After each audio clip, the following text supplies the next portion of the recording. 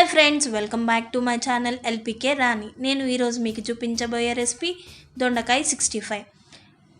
మనం దొండకాయ ముక్కల్ని ఇలా సన్నగా కట్ చేసుకొని అందులోకి 1 టేబుల్ స్పూన్ కారం, 1/2 టేబుల్ స్పూన్ పసుపు, 1/2 టేబుల్ స్పూన్ వాము, కొంచెమంత ధనియాల పొడి, టేస్ట్కి తగ్గట్టు సాల్ట్, అలాగే 2 టేబుల్ స్పూన్ శనగపిండి, 2 టేబుల్ స్పూన్ కార్న్ఫ్లోర్ వేసుకొని బాగా మిక్స్ చేసుకోవాలి.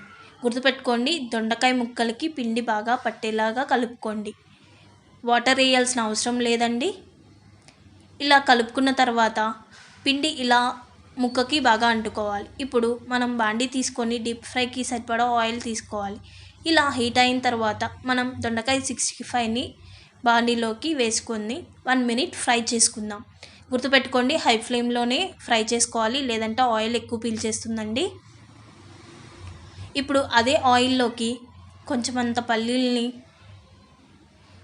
వేయించుకోవాలి, అలాగే కొంచెమంత జీడిపప్పును వేయించుకోవాలి.